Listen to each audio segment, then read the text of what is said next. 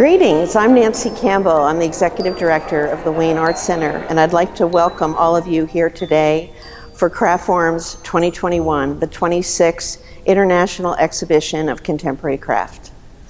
On exhibit are 83 works by 88 artists from 26 states and Belgium, Netherlands, Japan, and Germany. We are delighted to have so many of you here with us today. This year's juror, Carol Sauvignon, selected the works that are representative in the exhibition this year. Carol is the Executive Director of Craft in America and the Peabody Award-winning PBS documentary series. We are delighted to have Carol Sauvignon with us today.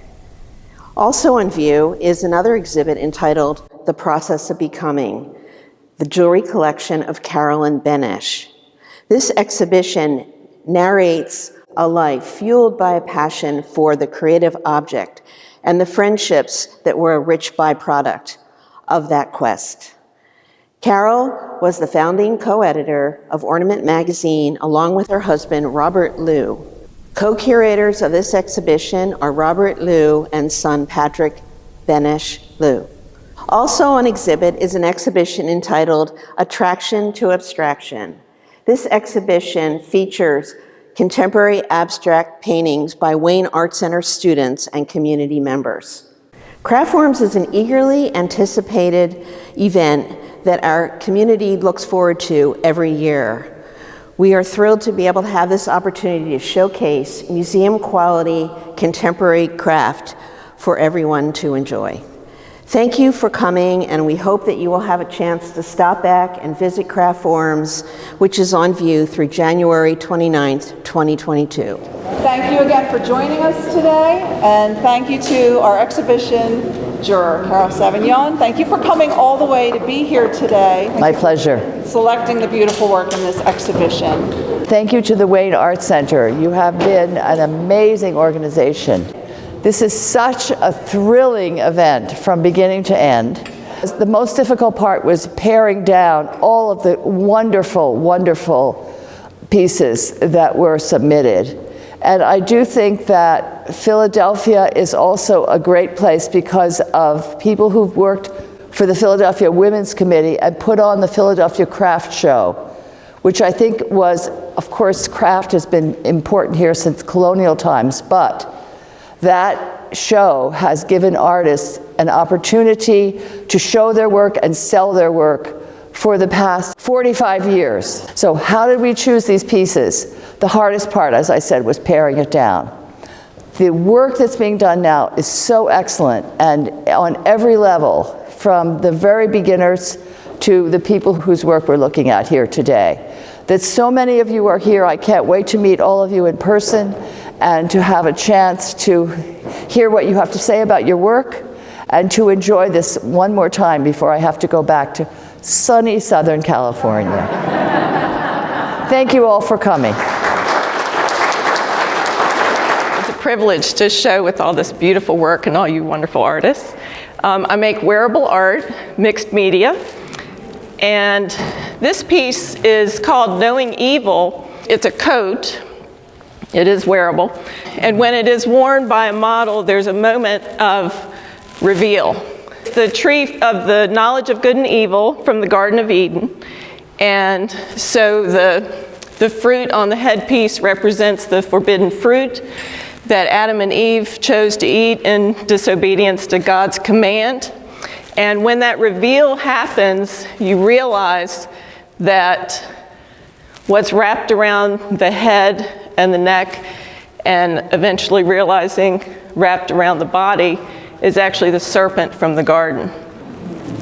So please look at it in the round. Technically, it's sewn. The bark pattern is Bible pages on top, but they're layered up with some other materials. But the red pattern that you can only see when you're close up to it is actually a combination of the serpent pattern and a bark pattern. And it's in red to represent the blood of Christ that covered the sin that started our human condition way back in the Garden of Eden. My piece is inspired by one of the first power boats on the Chesapeake Bay, a Hooper Island Draketail. I was fortunate enough to actually build one of these boats early on in my career as a woodworker. And it's kind of, the form just kind of stuck with me for years and years and years, and I really love the reversed rounded stern of this particular boat. So I thought it would make a nice chair, and I struggled with how to create the backrest and how to make it kind of a cohesive piece. And then finally one day I just said, well, I think I'm gonna bend this thing and splay the bends out and see what happens. And it worked for me. I really thought it was a great attribute to the overall roundness of the piece. It's just been a fantastic journey for me to experiment with this type of steam and laminate bending. Steam first to create the shape, and then I laminate some of the pieces together to hold the form to make them a rigid structure so they don't move. So I'm a very process-driven person, so I was very happy to discover this process. I've used it several times since, but this one happens to be one of my favorite things that's coming out of this. Most of my work is nautically inspired, such as this, from my time working on the Chesapeake Bay and building wooden boats. That's my story. The story behind this piece is it's a decorative piece. It's a perfume bottle, and not something I normally make, except as an outgrowth of a collaborative project I was involved in Italy a couple of years ago with two friends, both who live in Italy. One, an American who's a draftsman, lives in Rome, and another, an artisan perfumer, Italian, who lives outside in Vicenza, outside of Venice. So for this project, we were sort of taking the characteristics of different villas in the Veneto region, which is just west of Venice, picking certain villas and then making pieces, making scents, making drawings, and then making bottles for those scents that would be characteristic of certain aspects of those villas. And then we had exhibitions in those villas of our works. So this was a piece that I made after that. I have a catalog with me of the other works in the exhibitions, if anyone's interested after this. But that's basically the story behind this. And this one came later because I started loving making perfume bottles, and I joined an organization called the International Perfume Bottle Association. I mean, who knew? But I just started researching, and then I started attending their conferences, and there are people that come from all around the world who are totally passionate about purchasing and studying historical perfume bottles. And I love this group of people, and so I started making perfume bottles also for their contemporary perfume bottle contest, which this piece won this past year. The technique that I work in all of my work is called Kiln Casting, which means I'm working with glass using the lost wax casting process, and I do a specific, even drill down even more, casting process called Pataver Casting, which has its antecedents or its origins in late 19th century France. And then it came into its heyday in the early 20th century. So that technique is defined by creating a form, in this case in wax. So this would have been in wax. This is in two parts. So I carved that from a block of wax, whatever. This is hollow, so it's a little bit more complicated, around which I create a mold that can go in a kiln, which is a plaster-based mold. Now that wax is encased in the plaster, that gets melted out, and now I have a cavity, so a negative space into which I can place crushed glass, so that's cold. Put that in a kiln, melt it, and something sort of like this comes out. There's still a ton of work to do, like polishing and grinding and casting and making other parts for it, but that's saying something in about 30 seconds. It takes a couple of months. I live in Philadelphia, having come to America in 1982 and living in Connecticut until 2 years ago. I have my own studio in my house, and I work in porcelain mainly. So this is a slightly different departure, being in very dark clay, which I love. And things I'm really interested in are either dress forms, the human form, or houses and architecture, and have been for a long, long time, and have made very big installations of houses. I think homelessness is a big problem all over the world. The refugee thing is awful, and so what everybody wants is safety, and safety is definitely tied up with having four walls around you. And however, we've been through a very strange time for the last 2 years of isolation. So this is rather an isolated house. It's on top of a hill. But the other thing I'm interested in terms of living in a city is gardens, which I really miss. I miss my 6-acre garden in Connecticut, and I have a tiny one, and I would really like to have a roof garden. Haven't quite worked that out yet, but I'm interested in high gardens. This is rather like a pilot house. And that's based on the excitement of pilot houses and roof gardens all over the world forever. It's a little like the Tower of Babel, actually.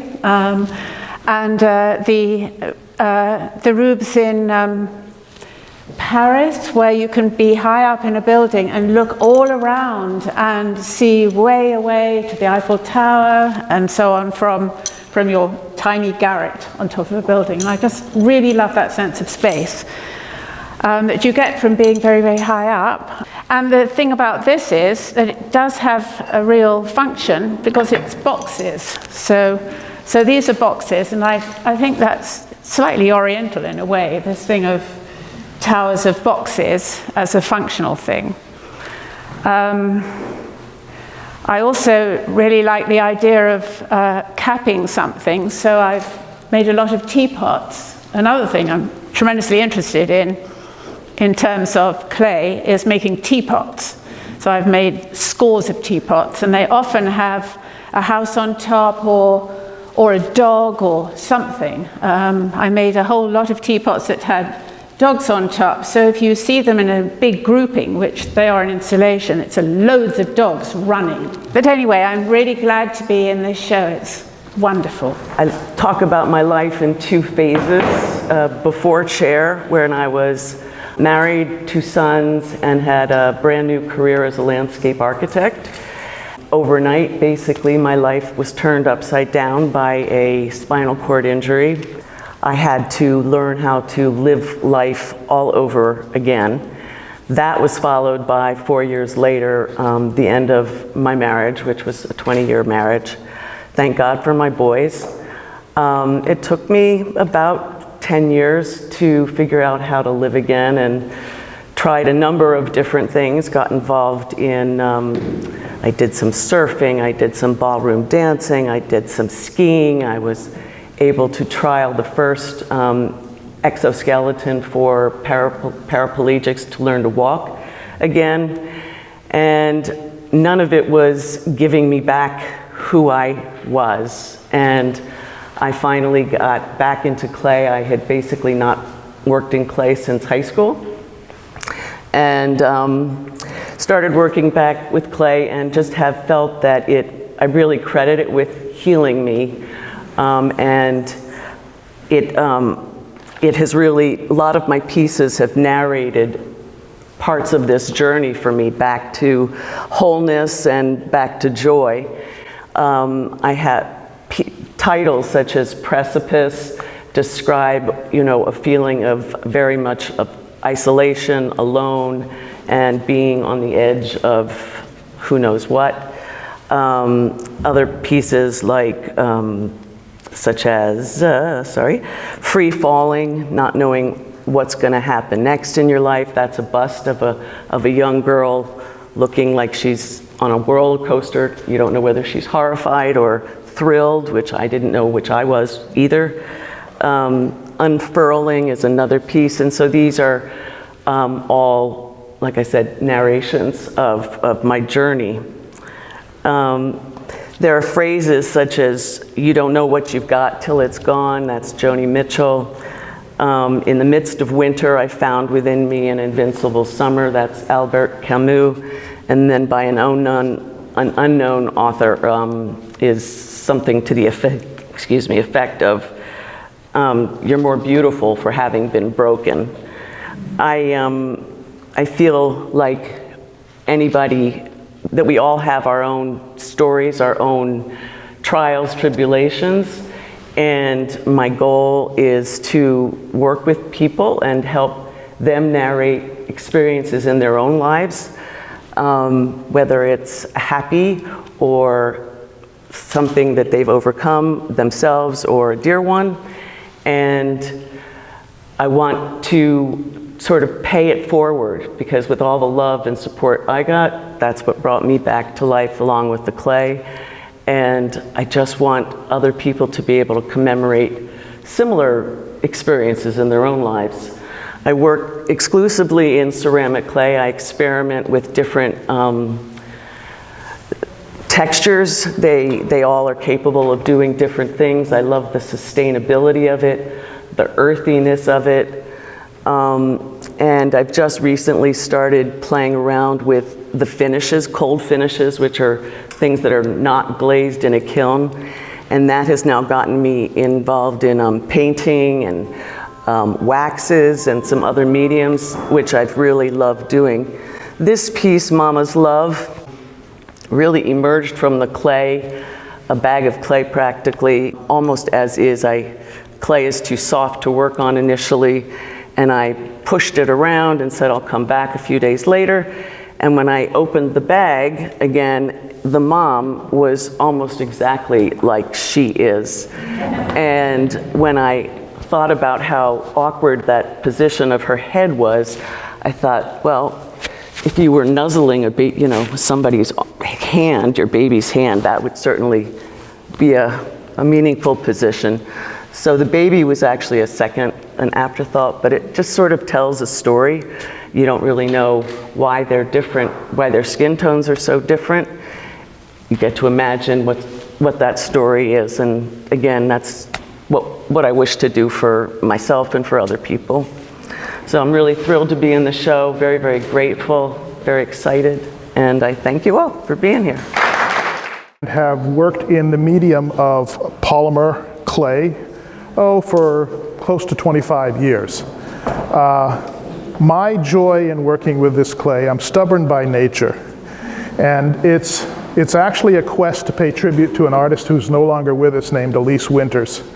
And she started a project called the Polymer Collection Project, which placed some of the most significant polymer artists in museums around the country. And I was honored to have a number of my pieces placed by her. And in honor of her, she was trying to get what is an extremely accessible medium. You can pick it up the first day and make something with it, but you can spend a lifetime perfecting it. And that's what I love about the medium. Also, I came from a painting and illustration background, worked as a graphic designer, owned our own studio for over 30 years. And that sensibility permeates all my work. But the difference is the color here is in the material itself. So the gradients you see on the piece are made in thin veneers by combining different colors of the clay and running them through a sheeting process to make very thin veneers that are then applied over a structural sculpture underneath. All my work is sculptural. I do everything from non-functional art concept teapots to basketry to jewelry and wearables. But it all comes from a common place, which is I'm fascinated by sculptural form, texture, pattern, and a big word for me is contrast. Contrast in color temperature, contrast in texture and pattern, contrast in shape and form, and a lot of contrast has a loud, prominent voice, a dominant voice, and a little bit of contrast whispers silently and makes graceful statements, elegant statements. This is Woodland Whispers. It is built on one of my signature techniques. The delicate little stems in the leaf pods there are not something that polymer does. It requires a armature inside, which I called reinforced armatures. And they're made out of a cyanoacrylate infused cellulose cardstock that becomes rigid. And then fabricated over it is an armature of hard music wire. Then the sculpture on top of that, and every section of color is applied one at a time and cured in an oven.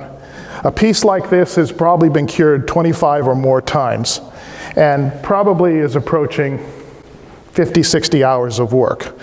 So it's different than when you see a piece that has been carved, painted, and the surface pattern. So each dot you see is drilled by hand, filled with a colored clay, cured. And the dots in a dot is the same process over again. So it's a very time-consuming process. And I loved the quote on the wall in the other gallery when we showed your mother's work. And it is all about the work. And every day, a day without my studio is a day that's not half full. So that is the piece. Have I covered everything on that? Stunning. Yes. Pretty much? Okay. Thank you very much. I'm a wood sculptor. I've been doing that, creating wood art and wood sculptures for about 20 years. I'm also a mechanical engineer. And I try to combine my artistic side with my technical side to develop forms that have dramatic movement to them. I enjoy adding movement and flow to forms because I find a lot of wood sculpture very static, and I find a dynamic movement in forms very interesting. So I will do a layout in two-dimensional CAD and sometimes in three-dimensional CAD work. Using the tools that I do in engineering, I apply them to art. And once I'm happy with a form, then I'll do a full-on sculpture. Originally, I was doing a lot of wood-turned art on a lathe by hand, and then I quickly evolved to doing full-on carving because it takes any restriction away from making rounds to whatever shape I like. The inspiration for a lot of these forms that I do with the flow to them and the folds to them is studying the flow of water, studying the flow of sand, sand dunes, anything that has movement. I've studied glass art. I like the idea that you can take a glass form, put it in an oven, and then fold it. Unfortunately, you can't do any of that in wood. You can't bend it into shape. It's all purely carved. I also like selecting domestic woods. I never cut a tree down. I take, I call repurposed wood from landscapers. And then I'll choose what woods that I find are really beautiful. This is a piece of olive ash. And the way it's made is if you took the tree and laid it down horizontally and then cut it through the center or the pith, I'll take that half section, lay it down, and then I'll rough it out with a chainsaw. And I'll take the bark and sand it and take an O-ring, lay it out, and then trace a shape. And I like to go either 5 or 7 flutes to give it movement. I trace that shape, and then I'll start doing some plunge cuts with a chainsaw very carefully, because it's very easy to blow through the sides. And I have a nice fire pile of artistic kindling for that, to prove that. So it's a technique it's actually a very dangerous process, but I do it in a safe way, but it's something you have to be very careful of. It's easy to ruin the piece. So I'll do plunge cuts and try to remove the bulk of the material to the point from where I take a 150-pound block of wood to get it down to about 100 pounds that I can handle and bring into my studio workshop. Then I'll mount it on my workbench, and then I'll retrace my lines, and then I'll use probably 20 different carving tools, mostly power tools, because I'm an engineer and I like anything with a motor on it to save time. And the whole process takes about 6 weeks from start to finish. All wood, it all has to be fresh cut wood, which is completely encased in moisture, about 40% moisture. So everything is done wet carved. And then I have to take the edges from down to a 1/4 inch thick and the base down to about 3/4 of an inch thick, and then let it slowly dry. If I don't accomplish that, it'll crack and split like firewood. So the material is very touchy. Working with wood's very touchy, and it takes a lot of experience, and I learned that from making hollow vessels. And I apply the same thing to making my sculptural forms. The other wonderful thing is that this is a beautiful piece of olive ash, and it has these beautiful rays of color that wind around the growth rings, and then it has a large sapwood area. So after I carve and sand all that out, then I take it from 40 grit up to 320 grit, and then I put it in a sandblast cabinet and I sandblast the entire surface to accentuate the growth rings. So if you touch it, you can feel the undulations of the growth rings, and that makes the lines stand out. And I love to use wood with contrast. We talked about contrast. And then the next step is I paint the edge so that your eye can follow the curves without getting lost.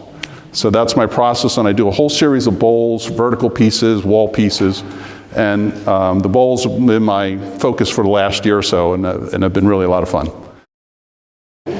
I'm a retired part-time ceramic 3D design sculpture instructor in Southeast Michigan for the past 35 years.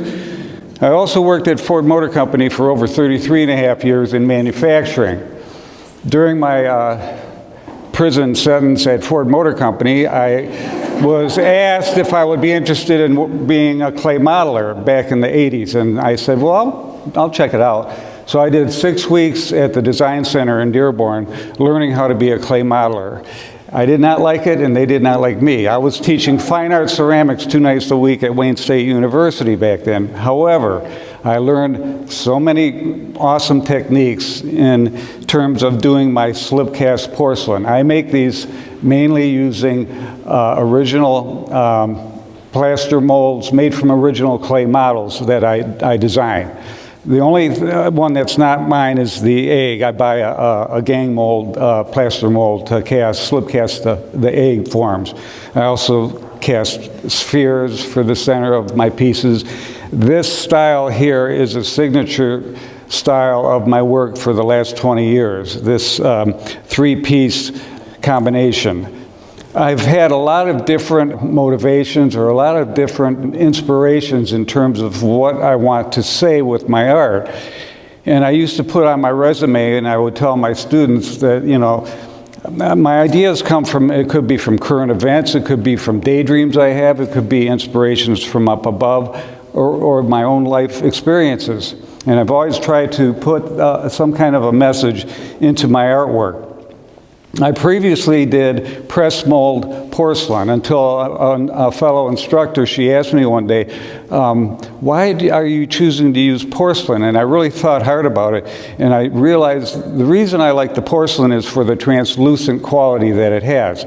So I worked very hard, beating my head against the wall for 5 years, trying to develop a formula for the casting slip that I could successfully cast as thin as I do. And after so many experiments, I found a kaolin clay in New Zealand, and that's what I use, and it gives me the cleanest and most translucent porcelain look. If we had a spotlight shining down on the piece, you would see all the patterning that I do on the inside would be revealed on the outside because it's like glass. Speaking of Ford Motor, I use automotive pinstripe tape from 3M, paper masking tape, and I mask all the stenciled patterning that you see inside the 2 pieces here. Then I was thinking about abstract expressionism, and I was thinking about pointillism specifically. So I spray a base glaze first, then I take a toothbrush and I use different colors and I spritz them on. And so it's got that pointillism type look. So all these little squares and little arrowheads, they're almost like small little individual paintings. Now, getting to the subject matter of this particular work, I had made this one and another sister piece at the same time in 2020 during the pandemic, and it was about what I was thinking about was what was going on in our existence in this world. This piece is called Heaven. I had made another piece that was titled Brimstone.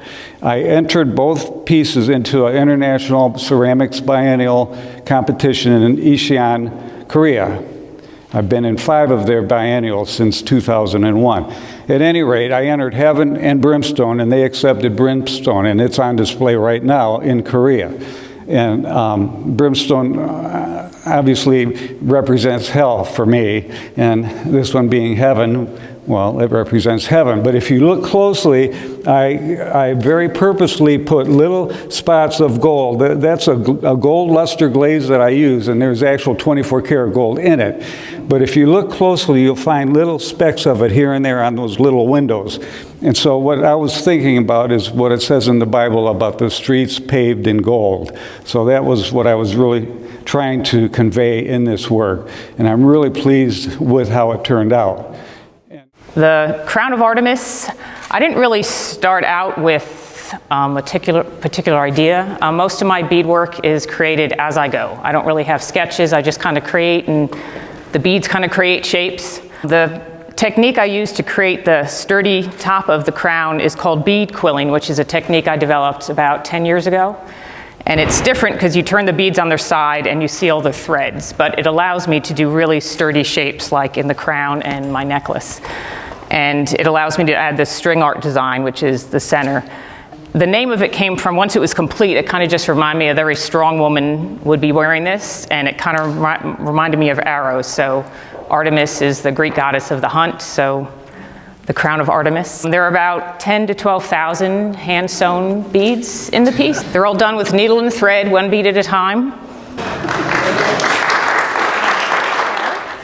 This is Ghost Ladder. I'm a weaver and a lace maker, and this piece is the warp. The vertical yarns are all hand-dyed, hand-painted, and the open work was all hand-manipulated, all hand-twisted around each other. And this was the biggest thing I've ever made, so it's extremely exciting in that way. And it also makes me think about a friend of mine asked me recently, like, why a fellow weaver? She was like, why weave when poetry already exists? Purely coincidentally, a few nights before, I had had a dream where I had returned to a high school creative writing class. And in this dream, I was instructed to read my draft out loud to the class. And I was like, I can't. The piece is a series of objects that you put together, and whenever you read them, you have to move them around yourself, so you can't read it out loud. So the dream was very stressful, but it was such an interesting answer to this question of like, why bother? And I know I'm speaking to a room full of craftspeople and people who understand like why work in these ways in 2021, 2022, and beyond. And it's because it's the right thing to do. You know, like when you're making these pieces, this is the voice that is being expressed in the world through enacting on materials. To appreciate my process is to understand my background, and my background was as a design engineer, specifically in the area of product development engineering. So each piece I do is one of a kind. It's a development project for me. It's an exercise in problem solving, and that's what's in my DNA. I also have a very strong background in mechanical drawing, doing drafting. I'm very proud of my drafting. I've been doing it since I was 16 years old. And for 95% of my pieces, that's basically the background. This is the instruction manual for putting this piece together. This piece is made out of 5 pieces of wood. There's a 2-inch thick piece that's in the front and a 2-inch piece in the back. So there's a parting line that goes right down the middle. Then there's a piece of wood for each arm, and then the piece of black walnut up on top. I work a lot with utilizing templates. I make these templates out of MDF, which is a medium density fiberboard, 1/4-inch thick. And the reason I do that is I place it against the wood and I'm able to scribe it with a knife. So I can then cut that out and I can sand right to that knife's edge and get impeccable accuracy. So if you can imagine the very center of this piece, there's the 2 halves that were exactly identical that had this exact profile. And then if you can imagine opening them up, on the inside it's completely hollowed out by hand, utilizing templates to guide me. And as a result, you end up with a wall thickness that's less than 1/2 inch all the way around. So it's a very light piece, and that adds to the stability of the structure. That's just the engineering part of it, if you would. I did mount it on the lathe, although I am not a turning artist. I am not trained, I'm not practiced, and I know my tools aren't sharpened properly. But I did not need to turn this, believe me. I could have replicated this without doing it, but I saved some time. The only part that was turned is just the knob at the very top, and then in between where the arm's connected. The entire rest of it is sculpturing. And my preferred method of sculpturing is sanding. Belt sander, drum sanding, hand sanding. 80% of the time that went into doing this piece is just sanding. I live at those tools. And, you know, to try and get all the scratches out, it takes an awful lot of time. Little files, little hand tools. I do a lot of inlay work also. And I think the last thing I'll mention is on the finish. It's kind of unique. It's a hand-applied oil finish. What I do is I fashion up a little cotton pad and I wipe it on, I allow it to dry, and then I completely remove it with steel wool. I put it on, remove it, put it on, remove it. And after about 4 or 5 coats, once it stops absorbing into the wood, it becomes reflective. So this end product right here, this is my last application by hand. There's no polishing, there's no wax. It's very finicky, and it can take me 8 to 10 applications sometime to do that. And I just have to emphasize, I have hundreds of pieces. None of them look alike. And as long as I can keep coming up with ideas, I'm going to keep doing this. Thank you. All of my work in graphic design and in pretty much all my work has some sort of statement or meaning, or a lot of it's environmentally related. Usually I work like these earrings are plastic bags, or the coat is all upcycled from jeans and, you know, other stuff that I find, and lace and things like that. This is the first time I've worked with paper beads, so I had a lot to figure out.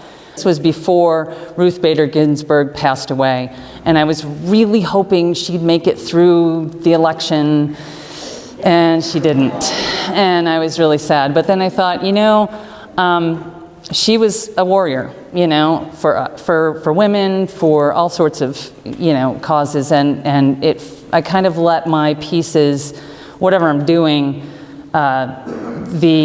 I don't always stick to the same kind of materials. I kind of let the materials, you know, support the concept. So this is cut from, I had my husband who's a mediator, I said, find me a bunch of her cases. So this is 1,000 paper beads cut from her dissenting opinions. And I looked at like the work of Kif Slemons. I looked at, you know, old Indian warrior, Native American warrior breastplates. And I did a combination kind of idea, but it took me a little bit to kind of figure out how to get it to look more like lace. I'm really hoping to, I'm kind of developing other pieces to celebrate women who have made history, but have not made history. So I'm kind of, you know, I'm applying for grants and whatnot now. And it was a long process to do this. You know, it was, my husband can attest to my crap all over the kitchen table. So, you know, each one is rolled, each one is dipped through stuff like 3 times. And then it was a nice kind of intersection of the sewing and the graphic design and the paper and the jewelry making. And I've only been jewelry making for like 4 years, so I'm really having fun with it. But thank you so much for bringing me into this. This was great. I was so surprised last night. So thank you so much. I'm a rural potter on the eastern shore of Maryland's Chesapeake, and a place with red clay and deep traditions in agriculture. And if you come from a rural area, you understand the role of grain elevators in everything, in the economy and culture. And this is my COVID monument. You can actually see this grain elevator from my studio on our farm. And it's a wheel-thrown vessel in the North Carolina tradition that I was trained in, sort of like a butter churn or a crock, and it hasn't been trimmed, but the ornament, the story has been hand incised and drafted in 2-point perspective. So if you've done drafting, you know that's quite a challenge on a cone-shaped cylinder, but it tells a story about the manager, the grain manager at the grain elevator across our field, and I'd like to read it. If you haven't checked it out, it's part of the monument on the back. It's an open-ended vessel on purpose, and it tells a story. Potters have always had things on their minds, and we have stories to tell.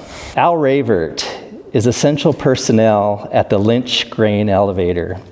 During the COVID-19 epidemic, because he works with farmers and truck drivers all day, he must quarantine himself from his family each night to protect them from possible exposure. He may not embrace his grandchildren until further notice. And this is a monument about the experience in my rural community about how COVID has affected us. I made this piece. It's stoneware, fired in an electric kiln. It's slab. I love slabs.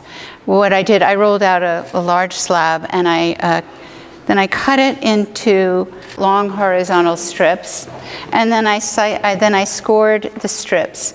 I've always been a lover of bricks, and I remember spending hours as a child watching bricklayers in my neighborhood. So then I started building it up from the bottom and just very carefully sealing it on the inside, but I wanted to be sure to leave the lines here. And also because I worked in an art museum and had to move a lot of artworks around, I wanted to make sure that it wasn't too heavy and that and that it was pick-upable. My history with ceramics, I'm really honored to be in this show because I'm really new at ceramics. Actually, I fell in love with ceramics at Bennington College back in the 60s. And I had an amazing teacher named Stanley Rosen, who was in this, actually he's in he was in this show at the Met, The Shapes from Out of Nowhere. And his approach to ceramics was, he would just teach you basic techniques, but then just do it, and so that was pretty much what I learned from him. But then part of the program at Bennington was that you had to go study many media. So I left ceramics, sadly, and also I left it. Speaking of the Garden of Eden, because Stanley, in my last critique with him, said, "I love your work, but I think ceramics for you is a safe harbor."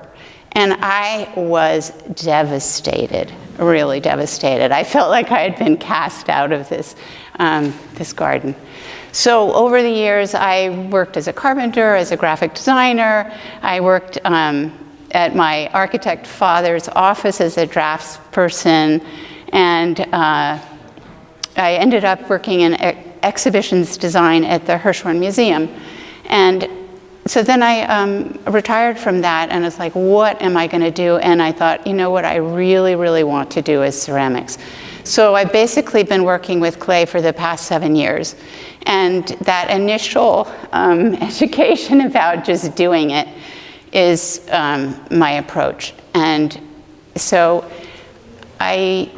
when I want to try something, I just try it. And if it doesn't work, I just move on. And so this is, I wasn't really taught how to do this. I just learned a lot of stuff just wanting to try things. So that's my story. So this piece is called Trade Route.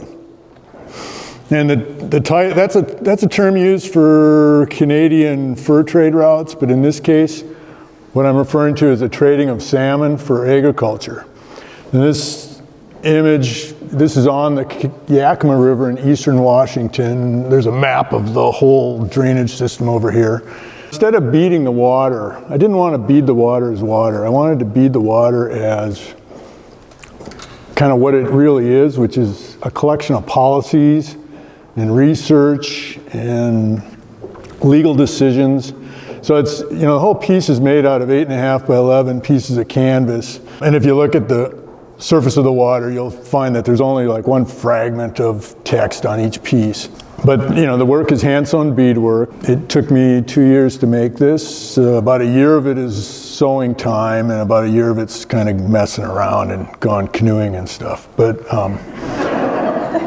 and research. I did a lot of reading. I do a lot of reading in my work anyways. You know, my work kind of starts left-brained and goes right-brained, so it starts real analytical and I'm thinking about it. And the longer I work on a piece, because it's not planned out ahead of time, I start with the face because the face scares me. It always scares me. They look awful until the last bead goes in.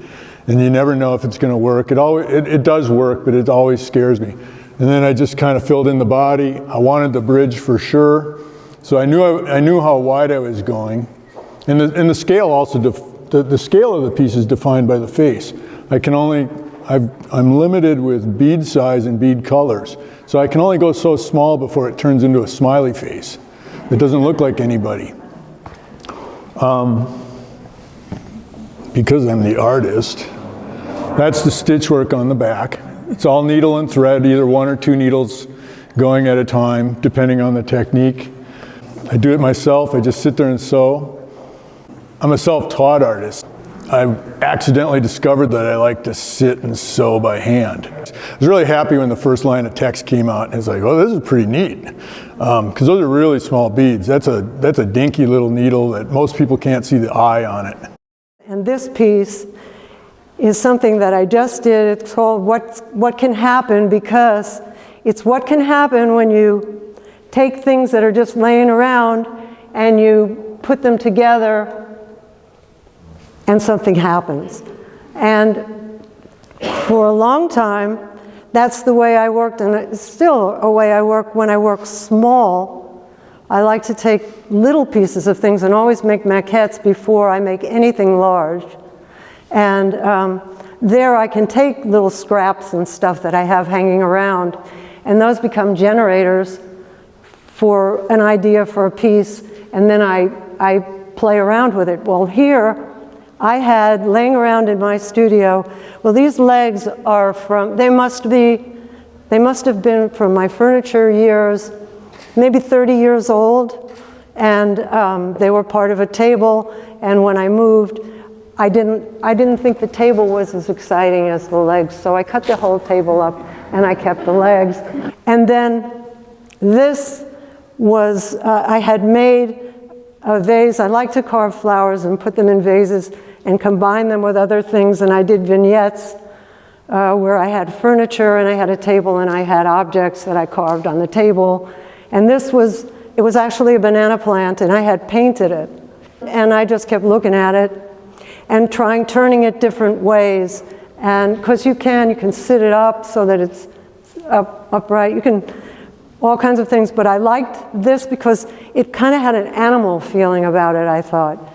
And in that, it brought me back to my earliest things, which were these marine forms that I had done for the museum show that had this segmented kind of a body, was in that case exoskeletal sort of a body on a shrimp or trilobites they were, and other things like crabs and stuff.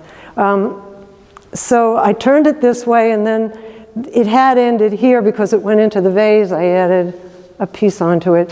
Once I had it all done, I thought that I didn't want it just to be an object by itself that would go onto a white, platform. I wanted to give it a context or create a situation for it. And in that way, I felt like I was kind of going back to what I was doing at the end of my working with furniture when I was making them into still lifes, so that the table had objects on it that I had carved. So I didn't want to make a table that really looked like a table. I wanted to just make a pedestal. So this is a mask that you can put on. So this is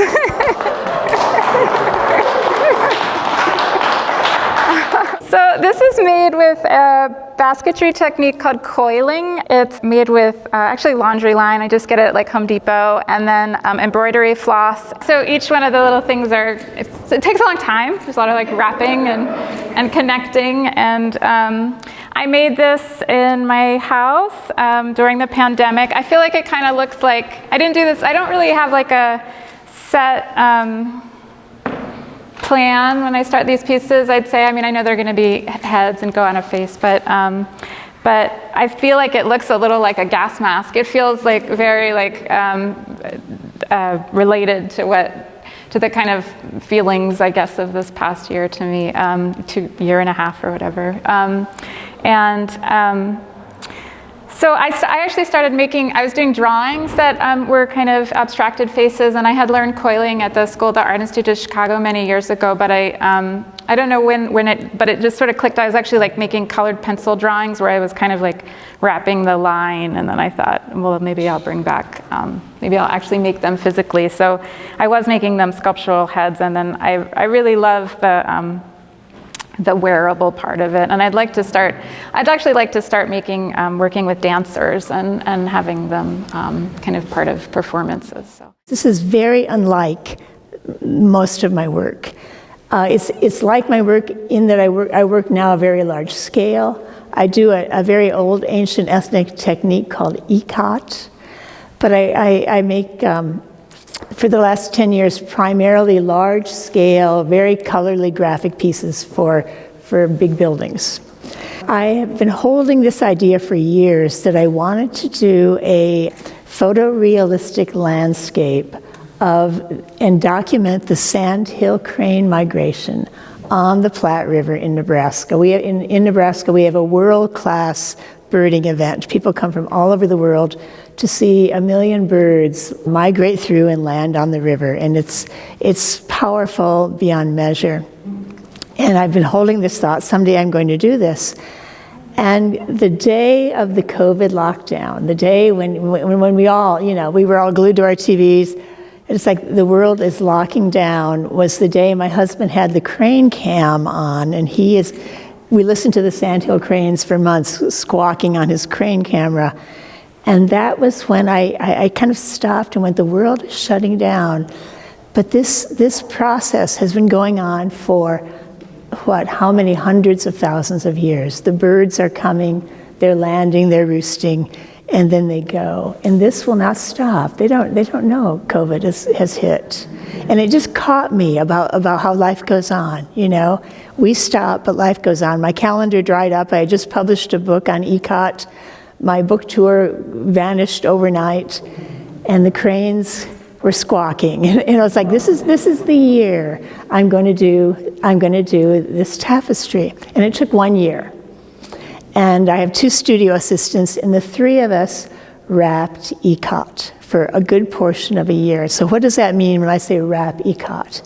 Ikat is a technique where you take individual threads and you stretch them, and you wrap them with a resist material, and you dye them, and everywhere that was unwrapped, not wrapped, carries the code or the dye. And everything wrapped is sacred. So anything on this piece that was white was wrapped. And all of these little dits were teeny little wraps. In this piece, we did over 200,000 wraps over a series of months. And then it was dyed in indigo. We did 13 indigo vat tips.